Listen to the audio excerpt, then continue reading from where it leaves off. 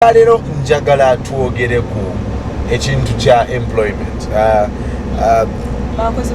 NRM MPs obali ekyankwanza, they proposed nti in order to reduce corruption buli muntu akolera government bamwe contract ya myaka 3. After 3 years it will be reviewed according to your performance.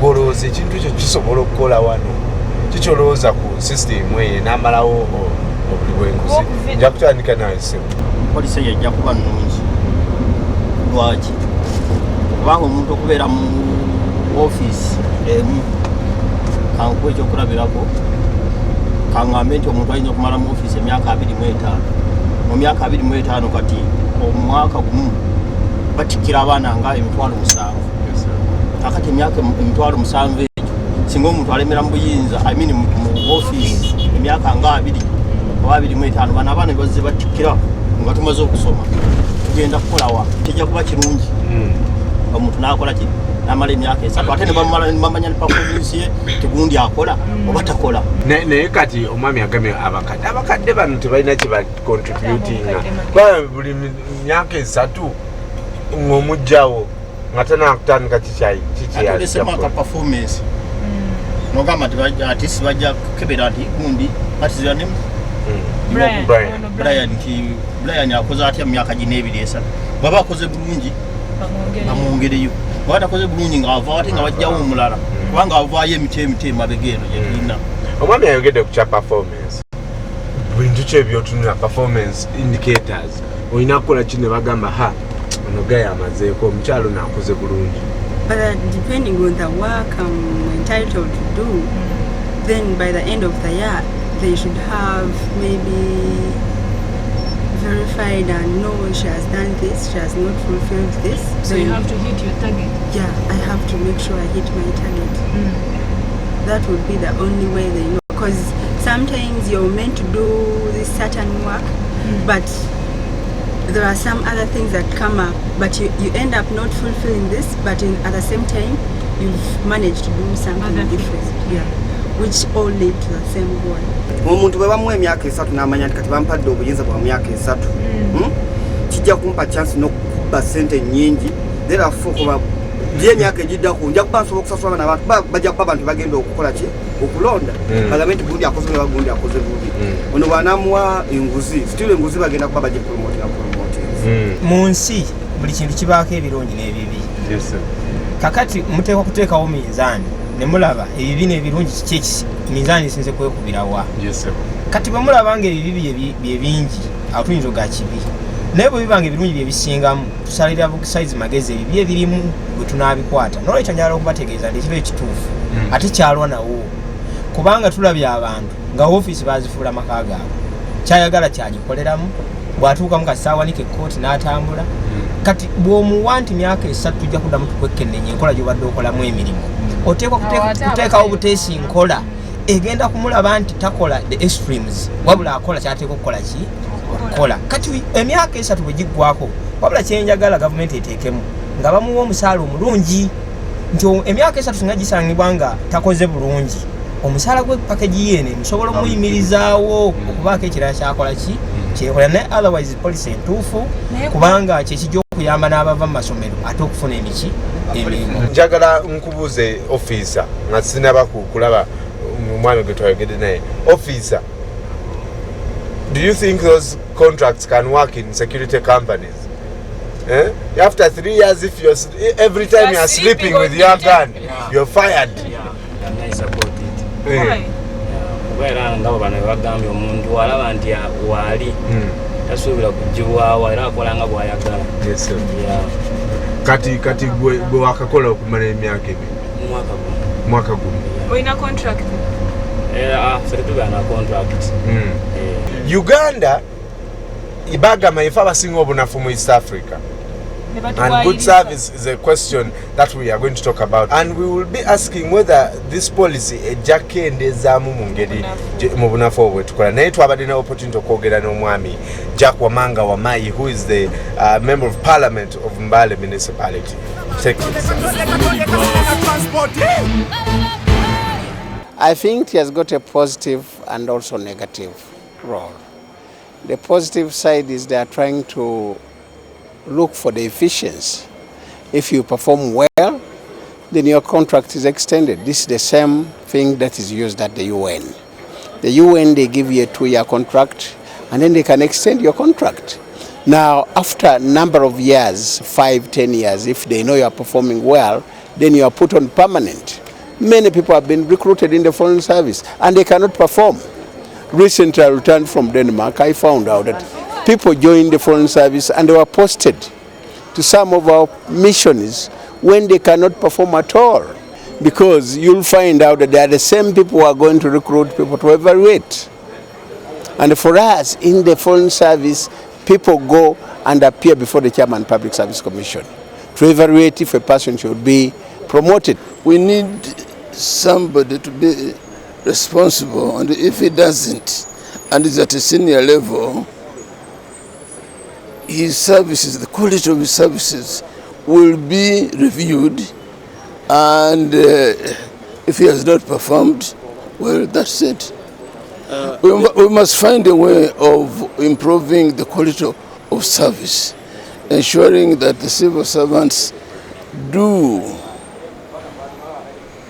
actually offer service to the public.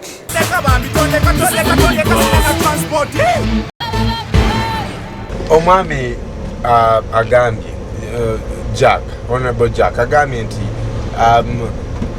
mu UN bakikozesa nnyo bako contract ya myaka 8 batomalaako mufuluma ffe batugamba mwana ife abasinga obunafu musajja aleeta kooti ye ku makya agiteekako kooti ye ekola naye omuntu tali mu office olowooza ekyo kinakyusa even the way we work.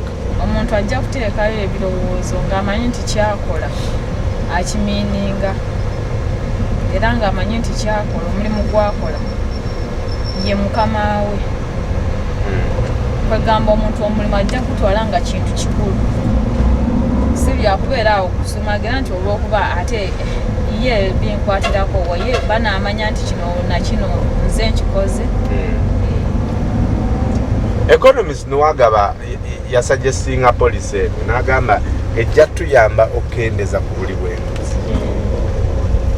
Ekintu ekirowooza kituufu kubanga kankubuulire ekyomukisa omulungi nze ndi munnabyabufuzi, nze kansala w'ekitundu we munzige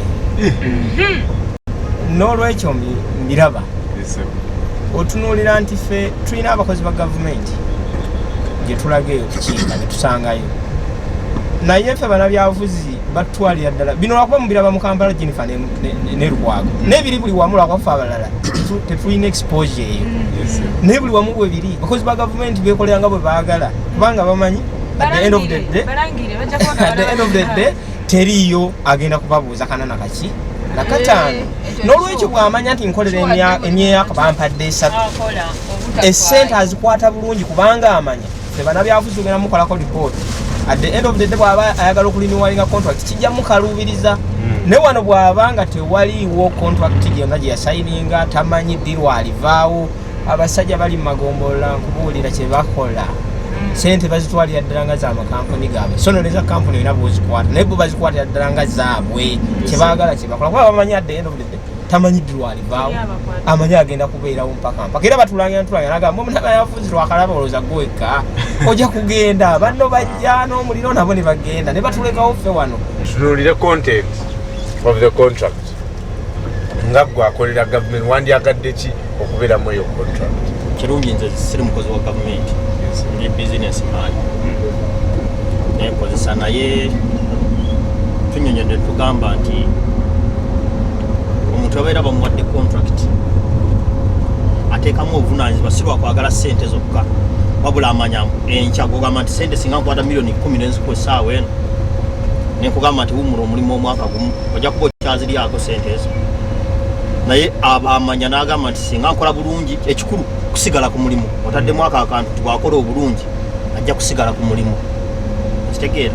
So tewali ayagala kuva ku mulimu kubanga kansubire nti singa omwana amaliriza Makerere kalina emyaka 24 oba kale ne bwaba yasoma mpolampola nga omumanyi ebizibu by'essente kalina emyaka 26 n'afuna omulimu ogamba nti katanaweza myaka ne bagoba ku mulimu nga tanaweza myaka 3 olowooza maaso yo future ye bannungi teba nnungi so oyina okukola obulungi olabe nti nosigala ku mulimu ogwo kijja kuyambira ddala n'eggwanga yaffe okugenda mu maaso nkwadde ekyokulabirako neggamba nti entalo zetulwana si za ssaawa eno abantu bonna boolaba myaka 5 myaka 6 myaka 7 betuze tulwana n'ababadde balya ssente za gavumenti kati ssaawa eno lwetubiraba olw'okuba luli tewaali bantu baali babakola ki babagambako omuntu afuusa atya mu effective mulimu gwe waliwo abantu abamu nga nekyo tebaagala kukola nafuna kyansi nafuna omulimu n'amanya nti ngenda kukola emyaka 3 nafuna kyansi nanga myaka 3 yinza okuba nzibye ye tafaayo babamugobi kuba myaka 3 kati nga bano abantu